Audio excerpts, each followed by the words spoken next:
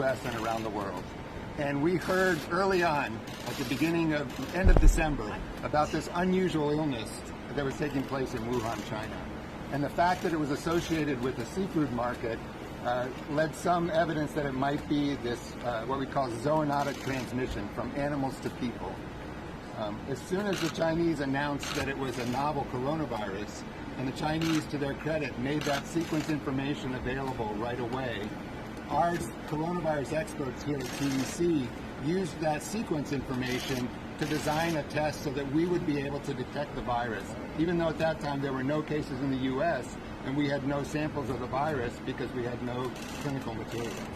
And so we quickly went from designing the test, and the materials were made in these laboratories, the quality control is done here, and then our scientists used that to validate that it would work against what they could make as the coronavirus using just the sequence information, but importantly so that it would not detect other things, because you want a positive to only be for the coronavirus, not for other kinds of viruses that create similar respiratory samples. Does everybody understand that? Can we ask the question, please? Yeah, sure. Just 1 second. Let him finish up. And then in relatively short order, as the information coming out of China indicated that this was more serious than was originally thought, originally 7 cases, we stood up our incident management system here at CDC so that we would have all the right components together, the epidemiology, the laboratory, the communications, the policy folks. And then once it became clear that it was even more serious, that's when we started to work with our colleagues at FDA to say we need to make this test available to the larger public health laboratory community, and so worked with FDA to tell them about how have you done with the test. To get what we call emergency use authorization, so that we could distribute the test originally to our public health laboratory counterparts. And now working with the commercial manufacturers, we're in position to scale up that production beyond what we can do with our own facility here, so that there's the capacity to test more and more Americans. And we are, as we work today, to qualify more of those materials to go out.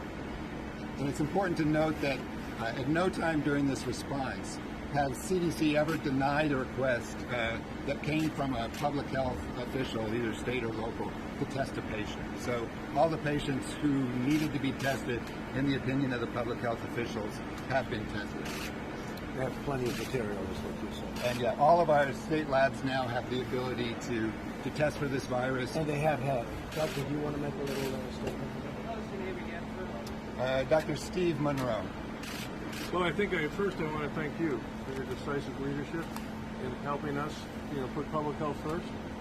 I also want to thank you for coming here today and sort of encouraging and bringing energy to the men and women that you see that work every day to try to keep America safe. So I think that's the most important thing I want to say. Thank you. I appreciate it. And the whole situation is, the testing has been amazing, actually, what they've been able to produce in such a short period of time. You had mentioned 4 million tests before? It's 4 million. By the end of the week, hopefully. Next week. And the following week will be at What number will it be? Up to 4 million tests available in the United States by the end of next week. We've got commercial labs are getting validated as we speak. By the end of this weekend, we'll, as promised, have enough testing for that CDC has produced to test 75,000 people's already out, and then enough tests for another 1 million tests to be done. And that's most of that is shipped. The last lots are here being validated by Dr. Monroe's team as we speak. The one thing I would like to add, the purpose of all of this, as Dr. Monroe said, is to have the capacity to detect the unknown. This lab's developed tests for Zika, SARS, MERS, and now this coronavirus. And I think it really is remarkable with the capacity we had here. Once we got the sequence, I think this lab team had a functional test in about 7 days that they then worked with the FDA to make sure it was regulated. I think that's really what we do. And they started working when they saw there was a problem in China. That was many weeks ago. So they saw there was something going on in China long before anybody even heard of it. That was actually before it was even in the print. They heard there was a problem in China. That's when they started working on this, and that's pretty incredible. That's why we're in good shape. Is the virus contained in the United States? Yeah, I think at this point, again, and we've said this before, and the Secretary can add, the overall risk to the American public does remain low. And again, I think we owe a lot to the decisive decisions initially to have travel restrictions and a number of areas of screening in airports. And then the most important is to get the public health community to do early case recognition, isolation, and contact tracing, which, again, the fact that we now had a test allowed us to do that a lot more effectively if we didn't have a test. We do have some areas where there's significant community transmission now. Obviously, we've seen that in the Seattle area, and we've seen it in parts of California. We're working hard with the local and state health departments in those groups to continue to try to control this infection in that area. I think, as the President said, or maybe the Secretary, we still have only around 200 cases that we've diagnosed in the United States. We're going to see more cases because we're getting more diagnostics out there. But I would say that, again, what I said before, that at the present time, the general risk to the American public remains low. We're going to concentrate and help those communities, though, that are now fighting the battle. Like in the state of Washington, some of you were there, I think, the other day when we were out there. So, I have a question for Dr. Monroe, please.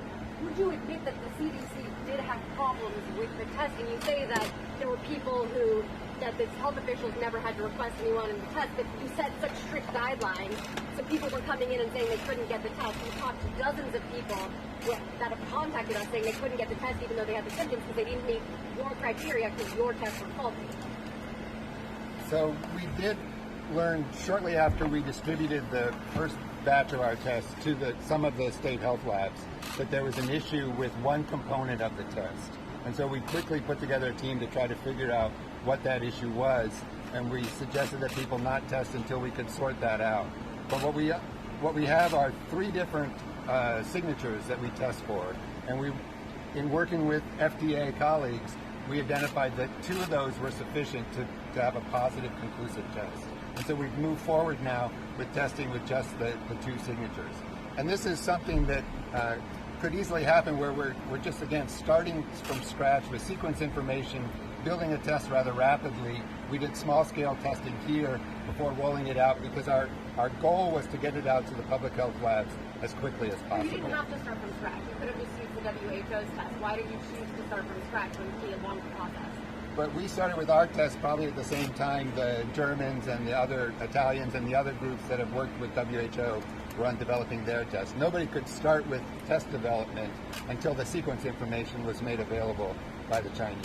Right, but theirs didn't have any faults. I'd like to make one thing clear. Please. When this test was developed in really very rapid time, it was first offered here at CDC. So all the public health labs in this nation could use CDC as we do when any new disease comes, and we can help them understand if this new pathogen is in that individual. That was available as soon as our test was approved by the FDA. Not a faulty test, a very accurate test, but the challenge was you had to send the sample here to CDC. That's the same test we use today. So no state lab never had no access. They always had the ability to send it here. They had to send it here because there were false reads. No, they had to send it here because that's how we started it. Then we developed the test to expand, and in the manufacturing, then after that we sent it out to the states to see if they could verify that it worked. We found that in some of the states it didn't work. We figured out why. I don't consider that a fault. I consider that doing quality control. I consider that success, making sure this test was going to perform out there with the same proficiency that it performed here. And now it's all performing perfectly. Just so you understand, now it's all performing perfectly. And do you have confidence in the CDC and how it's They're rolled out? fantastic people. These are fantastic people. It's performing very well, and it has been performing very well. And as you said, you had 2 of the 3 that worked perfectly, and that's all you need is 2 of the 3. In fact, you could have 1 of the 3 and it would work. So he had 2 of the 3, but now it's performing perfectly. Dr. Monroe, could you explain on the testing criteria how that compares? You explained to the President how that compared to China and international standards. Right, so early on, and when we submit our test to the FDA for emergency use authorization, we have to specify what are the conditions under which a person should be tested.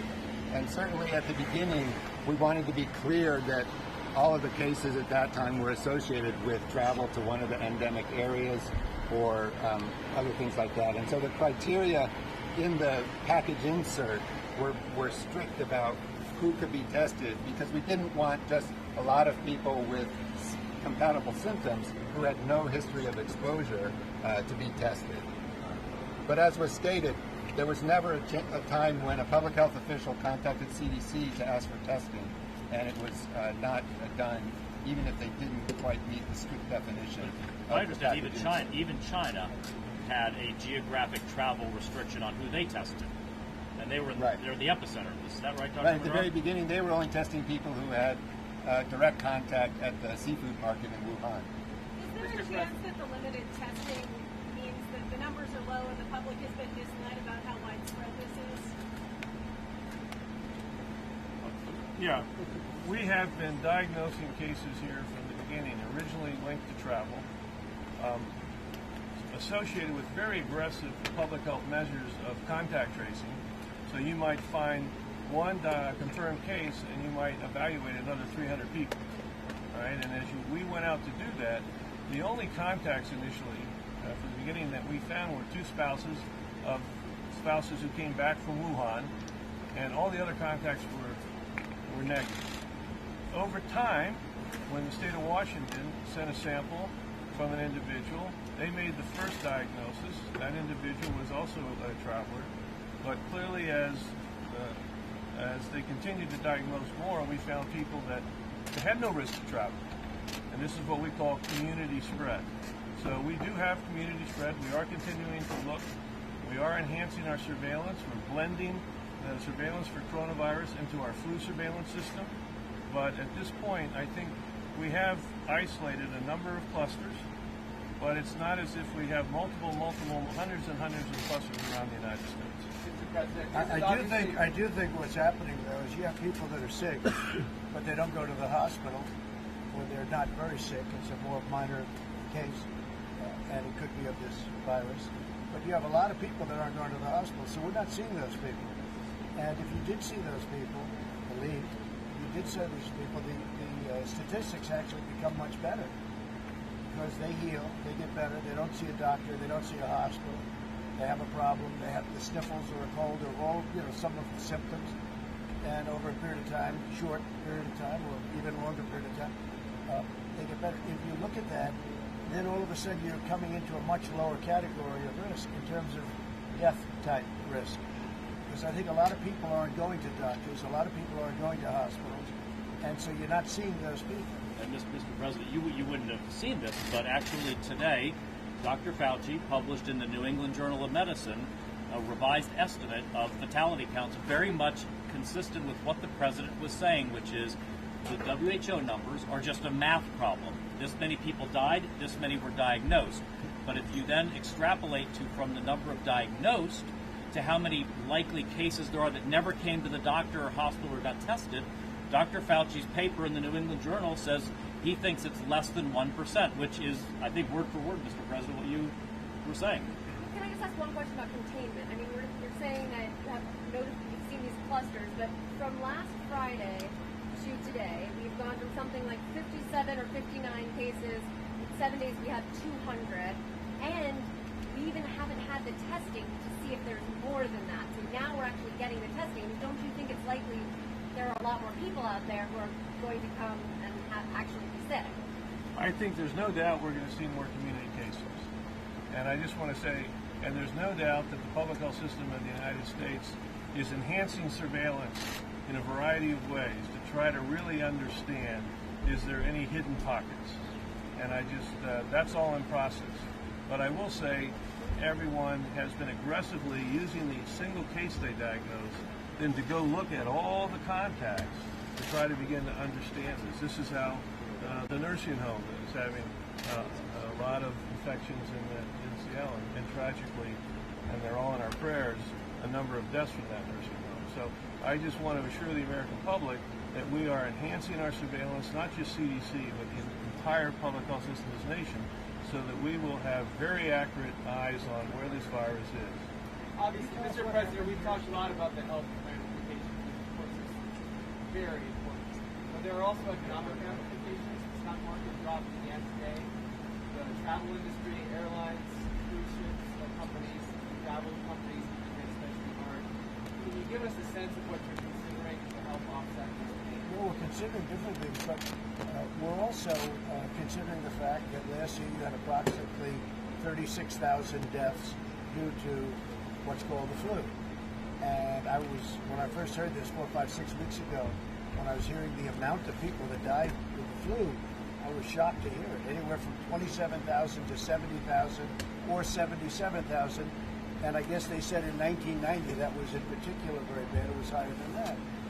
As of the time I left the plane with you, we had 240 cases, and that's at least what was on a very fine network known as Fox News. You love it, but that's what I happened to be watching. And how was the show last night? Did it get good ratings, by the way? I don't know. Oh, really? I heard it broke all ratings records, but maybe that's wrong. That's what they told me. I can't imagine that.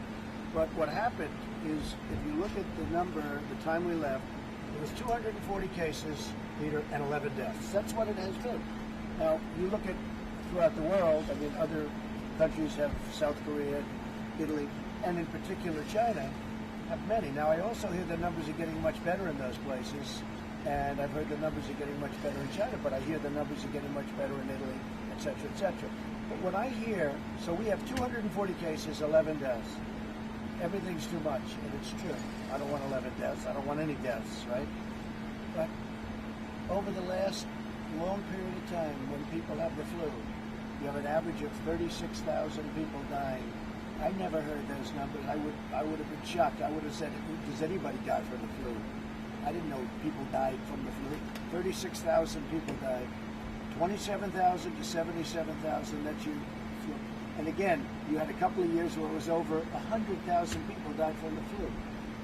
So I start to say, I wonder what's going on here. Now, if you look at the percentage from the flu is under 1%. But this could also be under 1% because many of the people that aren't that sick don't report. So they're not putting those people in there, and you're smiling when I say it. Who are you from, by the way? I'm from CNN.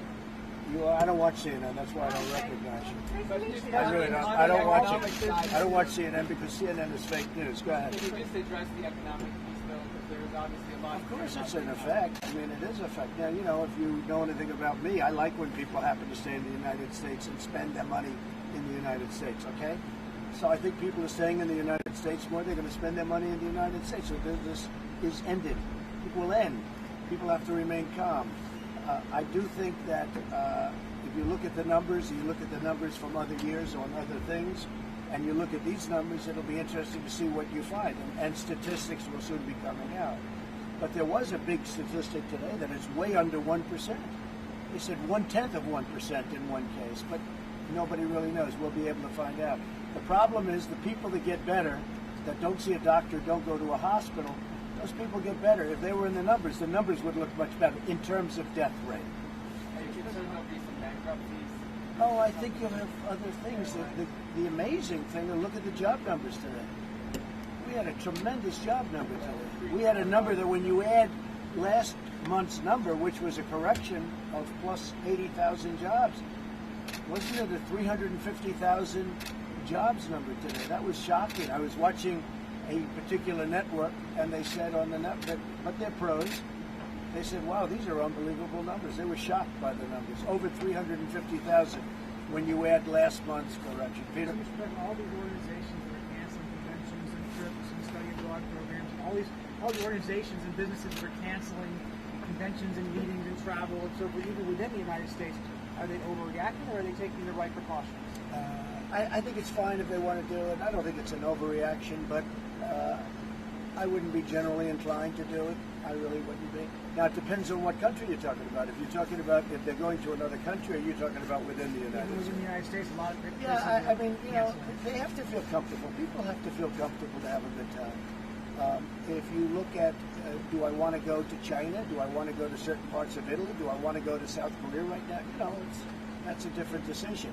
But you have some parts of the world and some parts, most parts of the country. Look, in this big, vast land of ours, this great country of ours, we have 240 cases.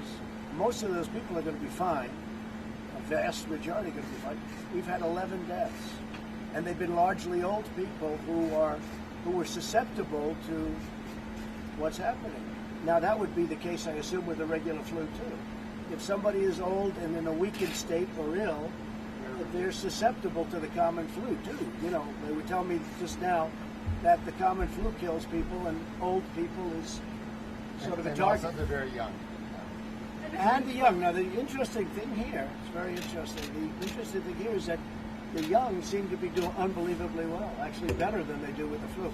Young people, and very young people, are doing very well, which is another thing I guess they're trying to figure out. And Mr. President, you're shaking a lot of hands today, taking a lot of close pictures. Are you protecting yourself at all? Not at all. How are you No, staying not away at all. from germs? Not at all. You know, I'm a person that is never big on the handshaking deal. Throughout my life, they used to criticize me for it or laugh about it or have fun with it. But if you're a politician, like I walk in and the doctors have their hands up, hello, sir, how you? If you don't shake hands, they're not going to like you too much, and I guess that's my business. I never thought I'd be a politician. I guess I'm a politician. Really? But the fact is, I feel very secure. I feel very secure. Could anybody tell us what happened here last night and today that at one point canceled the trip and then put it back on? What happened here? I was told that one person, maybe, that works someplace in the building, at I'm not even sure what level, but that one person may have had the virus. And therefore, they said, sir, because of the fact that one person may have had the, because it's a big building with a lot of great scientists, frankly, one person had the virus, that turned out to be a negative report. That turned out to be negative. And so they called me, but it was already canceled. But this morning I said, wait a minute, I'm going to Tennessee. We're going down to Florida, have a meeting on Monday, as you know. And so we're going to Florida. I'd love to stop at CDC. That was a big deal with Secret Service, but they're fantastic and they worked it out. So we stopped. But it was a report, and the person, it was a negative diagnosis. Mr. President, that convention on Monday has been canceled because of coronavirus. We were supposed to speak. No, we had another big deal. There were two of them. And there was a thing that we recommended, because there's a lot of people, and we recommended that if they want, let them cancel that one. But there was another one in a similar area. Have you considered not having campaign rallies? Like you don't No, I have one haven't. scheduled in Michigan this coming week. Well, I'll tell you what, I haven't had any problem filling them. I mean, we just had one in North Carolina, South Carolina, all over the place, and we have tens of thousands of people standing outside the arena. So Is we it a haven't risk had. if there's that many people all close together? It doesn't bother me at all, and it doesn't bother them at all. What should be done about that cruise ship that's stopped? Well, that's a big question. So I was just on the phone with Vice President, and they're trying to make a decision. I mean, frankly, if it were up to me, I would be inclined to say, leave everybody on the ship for a period of time, and you use the ship as your base. But a lot of people would rather do it a different way. They'd rather quarantine people on the land. Now, when they do that, our numbers are going to go up. Okay, our numbers are going to go up. The 240 is going to go up. And I assume that perhaps, you know, it's a very big ship with thousands of people on it, including the sailors and the crew. You're talking about a massive number of people. That is a big ship. If it were up to me, I would do it that way. A lot of people think we should do it the other way. They're Americans, or mostly Americans, and we have to take care of Americans. The other way being take them off the ship. Bring them off the ship. Is that the... Now, they'll be under quarantine, and they'll be tested very carefully. Everyone is tested very carefully. Somebody said today, in fact, the governor said a story that a friend of yours, you know, Governor Kemp, a friend of yours was saying how tough it is to get into the United States with all of the testing. Maybe you'd like to say that. Yeah, so John Zeldin, who's running the general manager of Atlanta International Clarksville Airport, he's on our coronavirus task force here, and he did a great job yesterday in our press conference explaining the procedures that the president and others have put in place to make sure that everybody that's coming from northern Italy and South Korea being screened multiple times before they get on the airplane. I think that just gives people great confidence as they're traveling through all the airports across the country that the people that are coming in have been screened from those problem areas. Their customs and border people are checking them as well, having conversations. I think they may have tested one person at the Atlanta airport. They have over 300,000 people go through there a day. That test was negative, and so I mean it is safe to travel right now. People just need to be very careful. do the things that the CDC and Dr. Redfield and Secretary Azar and the Vice President and his task force are telling people to do, and that's, keep your hands clean. Just be careful where you're going. If you're sick, don't go to the airport. Don't go. But he was very impressed with how hard it is to get on the plane. He was tested 2 times, and then one person said 3 times just to come in. I mean, we're watching it very closely. The people are doing a good job, and instead of being negative, we should be positive. These scientists are doing a phenomenal job with something that came from out of nowhere a very short time ago. Not trying to be negative, trying to help people understand when they can get the test. And I want to ask Secretary Azar, because he said most of them had shipped out. Can you tell me exactly how many people as of right now can be tested? You told me yesterday you thought it'd be 475,000. How many kits have been shipped, and how many people do you think could be tested back? Well, you got the CDC director who's doing it. Okay, why don't we have Dr. Redfield perfect. talk to you? You may believe him. You won't believe me. Why don't you talk to Dr. Redfield? No. We continue to send. Excuse me. No. Stand right here. We continue. Our first responsibility, CDC, as I said, was to develop the eyes, the lab test. Second responsibility was to get that out to the public health community. And we've now shipped out, I think it is enough to test 75,000 people into the public health lab test. Anybody that wants a test can get a test. That's what I would the just bottom say line that is. we started testing in our lab in Georgia, our Department of Public Health, yesterday, which is a day earlier. We thought it would be today. So we are actually testing today. And the second group was to get, how do you get tests into the clinical arena? Since our role was to get at the public health arena. And the FDA, the Secretary, under his leadership, was able to take the test that CDC developed, and one of the companies said they want to develop it and sell it. And that's what the Secretary referred to. IVT. Yeah, and by the end of this week, they were supposed to have about 1 million tests out. Yeah, 1 million tests. So they shipped 700,000 already. The remaining lots are actually being tested here. Dr. Monroe's got them as of, I think, 10:30 this morning, and they have to do the quality control, and then if they pass, But they I ship. think importantly, anybody right now and yesterday, anybody that needs a test gets a test. They're there. They have the test. And the tests are beautiful. Anybody that needs a test gets a test. If there's a doctor that wants to test, if there's somebody coming off a ship, like the big monster ship that's out there right now, which, again, that's a big decision. Do I want to bring all those people on? People would like me to do that. I don't like the idea of doing it.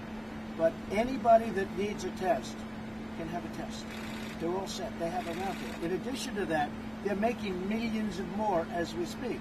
But as of right now and yesterday, anybody that needs a test, that's the important thing. And the tests are all perfect. Like the letter was perfect.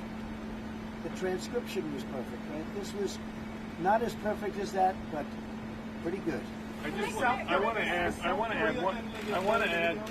We're handling it from South Korea. We're testing that you can't come in from South Korea unless they go through. Are they going to do better than we I'd are? have to ask the doctors. Before that, I just wanted to add one other thing to the availability of clinical tests.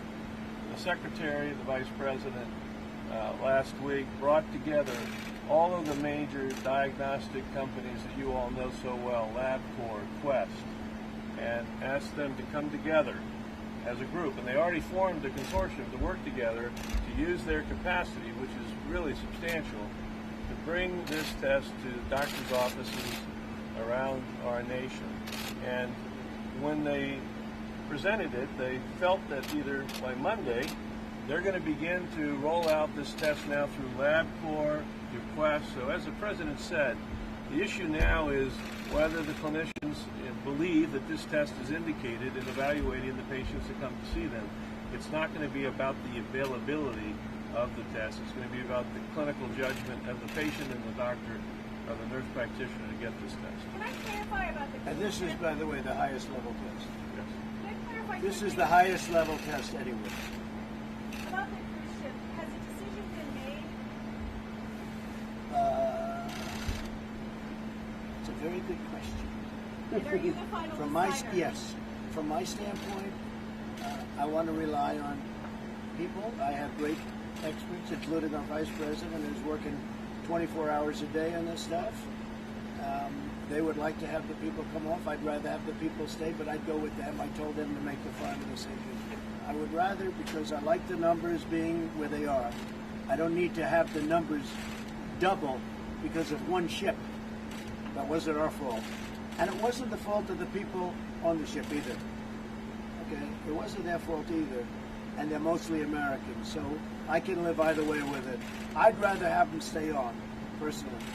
But I fully understand if they want to take them off. I gave them the authority to make the decision. Isn't that putting preference over not having more attractive numbers? No, or having no. I'm saying whatever it is that takes precedence over the numbers. No, I like the numbers. I would rather have the numbers stay where they are. But if they want to take them off, they'll take them off. But if that happens, all of a sudden your 240 is obviously going to be a much higher number, and probably the 11 will be a higher number too. There must be some risk in leaving them on the show, right? There's probably risk to both. Probably risk to both. You know. Is there going to be a way for us to advance our testing the way that South Korea has? They have the drive-through testing now. We're working very closely with South Korea. 10,000 people a day. Are we going to be Well, able to we're have that working kind of closely with capacity? them. They're also in a much different position. They have a lot of people that are infected. We don't. They're in a much different position. But we are working very closely with South Korea. As you know, we're allies, even though they've made much better trade deals in the past than we did. We're allies with South Korea. You have heard that, right? And we're working very closely with South Korea. Yeah, And a lot of the it testing, matches our capabilities. a lot of the testing is very similar testing, but they're in a much different position than they have thousands of people, and they're at a, you know, they've got some difficulty right now. But we're working very closely. In fact, they're calling us, asking us and these people for advice. And and please correct me, doctors, if I'm wrong. If I understand correctly, South Korea is using a technology different than what we use in the United States in our public health labs, but that we do use in our commercial labs, the LabCorp, the Quests, the Roches, the Abbotts, and that's exactly what Dr. Redfield was saying. We've been able to get up and running right away. Am I saying that correctly, Dr. Monroe? Yeah, just one point of clarification. The South Koreans, I would call it, they're doing drive-through sample collection. So this is not like a pregnancy test where you drive through, they take a swab, and they tell you on the spot if it's positive or negative. They're using that as a way to collect samples from a large number of people, and then they're using the high-throughput testing platforms in order to do the testing. And that testing platform is what you're saying is available through Quest, and so it will likely be available starting Monday when they're up and running. And I think it's important just to emphasize, again, back to the role that CDC had to support the public health labs. We have built the laboratory capacity throughout our public health labs to monitor for flu and other respiratory viral systems. The platform that does that is the platform of the test that we developed. It wouldn't have helped us to develop a test in public health labs, and they have none of the instrumentation. We developed using that platform for public health labs.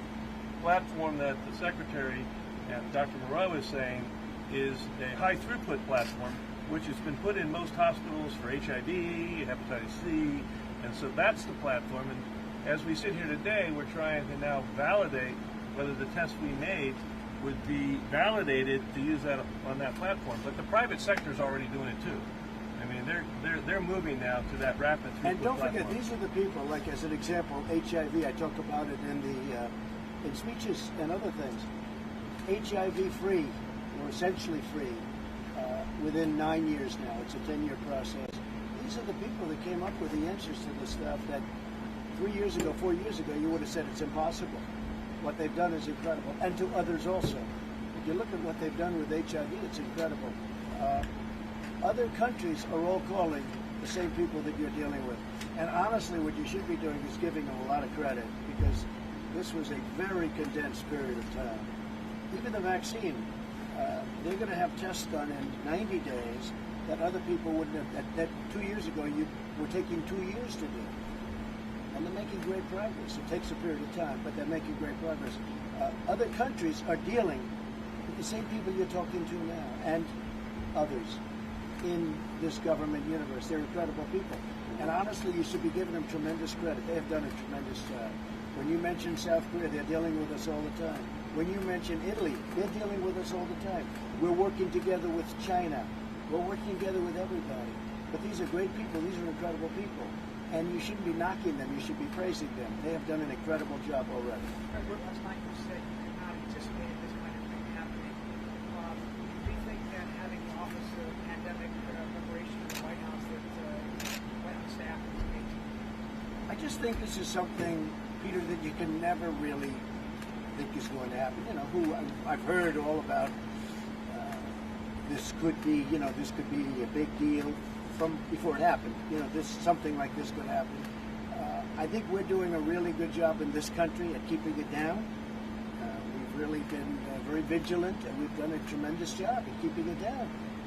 But who would have thought, look, how long ago was it? 6, 7, 8 weeks ago? Who would have thought we'd even be having this subject? We were going to hit 30,000 on the Dow like it was clockwork, right? It was all going, it was right up, and then all of a sudden this came out. All I say is be calm. We have the greatest people in the world. Everyone's relying on us. The world is relying on us. They've done an incredible job in a very condensed period of time. The thing is, you never really know when something like this is going to strike and what it's going to be. This is different than something else. This is a very different thing than something else. So I think they've done a great job. And you know what? If I didn't think they did, I'd tell you. Would there be a value in having office in the White House that's comparing? Well, I just don't think that somebody is going to, without seeing something, like we saw something happening in China. As soon as they saw that happening, they essentially, not from the White House, I mean, we don't need a lab in the White House, but they saw something happening. Found it very interesting. They spotted something going on in China. When you see these labs that I just saw, and I would love to have them see if it's possible, but they spotted something going on in China. They started working on it immediately, just in case it should come here, and also to help China. I mean, if we could find something that's beneficial, we want to give it to China like they're going to want to give it to us. China's working very closely with us, South Korea, Italy, all of them. They're working very closely. But we're doing, again, 240 and 11. That's where we are right now. Mr. President, on the numbers, where are we now with the flu? What sort of numbers? We don't have a forecast because we don't know. We don't know how many people are, have this, aren't going to see a doctor, aren't going to see a hospital. And the higher that number is, the better the number is from the standpoint of death, the death count. They get better without seeing doctors, without seeing hospitals. So nobody's marking it down. And I think the number is very high. I think that number is much higher, but it never gets reported because they're not going to hospitals or doctors. The ones that get reported are people that are really sick enough to go to a hospital or to a doctor. So it makes the numbers look worse. How can hospitals prepare for that happening? Well, we're prepared for anything. We're prepared. We are really very highly prepared for anything. And in a short period of time, I mean, what they've done is very incredible. And I've seen what they've done back there. It's really incredible. And just from a health perspective. And by the way, NIH, what they've done, I spent time over there. And I like this stuff. My uncle is a great person. He was at MIT. He taught at MIT for, I think, like a record number of years. He was a great super genius, Dr. John Trump. I like this stuff. I really get it. People are surprised that I understand it. Every one of these doctors said, how do you know so much about this? Maybe I have a natural ability. Maybe I should have done that instead of running for president. But you know what? What they've done is very incredible. I understand that whole world. I love that world. I really do. I love that world. And they should be given tremendous credit. And the whole world is relying on us. You hear about, like you're saying about South Korea. South Korea is very much reliant on the information we're giving them. And they're reliant on the vaccines that we will come up with. Very soon we're going to come up. Now, it takes a period of time to get them tested and then put into the market. It has to be very safe. You can't give a vaccine that's going to be unsafe. It would be a disaster. So that's where we are. And I think these people deserve, all of them, scientists, doctors, I think they deserve tremendous credit. I really do. The vice president went to the Seattle area yesterday. He did. With Governor Inslee. Yeah. He was very complimentary of Washington's response. The governor was a little less complimentary of your response. So I told Mike not to be complimentary of the governor because that governor is a snake, okay? Inslee. And I said, if you're nice to him, he will take advantage. And I would have said no. Let me just tell you, we have a lot of problems with the governor. And the governor of Washington, that's where you have many of your problems, okay? So Mike may be happy with him, but I'm not. Okay? And he would say that naturally. And as I said last night at the town hall, if we came up with a cure today and tomorrow everything is gone, and you went up to this governor, who's not a good governor, by the way, if you went up to this governor and you said to him, how did Trump do? He'd say he did a terrible job. It makes no difference. If we came up with a cure right now and tomorrow everything ended at 8 o'clock tomorrow morning, everything ended, he would say Trump did a horrible job, okay? And I told Mike that would happen. I said, no matter how nice you are, he's no good. That's the way I feel. Goodbye. Good luck to CNN. I have one quick question, just for the people who are watching who are concerned and have symptoms. Is it possible, or is it a good thing, or is it something that we're looking into to be able to test people in mass like they're doing in other countries, so that they can just show up and get tested? Well, they're not testing; they're sampling people in other countries. Then they're testing. No, excuse me. There's a difference. I heard what he said. They're sampling people. It's a drive-by. They give samples. Now, can we do that? Yeah, we can do that, but that's not effective like what we're doing. We're doing the whole thing in one stop. They're doing samples in South Korea. It's a very different thing. Go ahead. Would you like to say? Well, I would just say, we're at a stage in our experience with this virus that we are still deeply focused on control. Some people use the word containment and control. And I said about the important principles of early diagnosis, isolation, and contact tracing. And then now with some mitigation strategies, as you see in different areas where they're deciding should you close large gatherings. I think it's important to use the data and the science that we have. I mean, we're not blind to where this virus is right now in the United States. And we need to focus our resources right now where we know this virus is circulating substantially in the community, like certain parts of California, like certain parts of Seattle. That's where we need to put our focus. It would not be a service to our ability for our American response if all of a sudden 20 million Americans that have no evidence of any risk that we've looked in those areas really don't need that. That's why we are accelerating, as the President said, our surveillance. I mean, we're going out and really testing people that have flu-like symptoms, and we're going to expand that from the sites we started to the whole nation. So we're going to have eyes on this and see, whoops, this virus is now snuck up into northern Maine. Whoops, we see it down in Kansas. And that information will then be used by doctors to know if someone comes in with an upper respiratory infection, I better think about maybe testing for the coronavirus. So really want to have the American people have confidence. It's not just in CDC. It's in the public health community of this nation. It's strong. They're doing their job. I tell people every time we see a new confirmed case, they should think of that as a success, not a failure, because they know their public health community is out doing their job. So the difference is that they're being proactive. We are being proactive. We're going out and looking for spots. Nobody else is doing that, not by leaving samples or anything else. We're going out and proactively looking to see where there's a problem. We don't have to do that, but we're doing it to see if we can find areas which are trouble spots. I don't even know if I agree with that. You'll find out those areas just by sitting back and waiting. But they're trying to find out before you would normally find out by waiting. And, I think that's great, but that's what they're doing. We're the only country in that sense that's proactive. We're totally proactive, and we're totally equipped to handle it. Is the strategy shifting from containment to risk mitigation? So right now, it's you shouldn't think of it as one or the other. All right, and I'm going to say we need to stay committed to containment, and I still believe containment and control is the goal.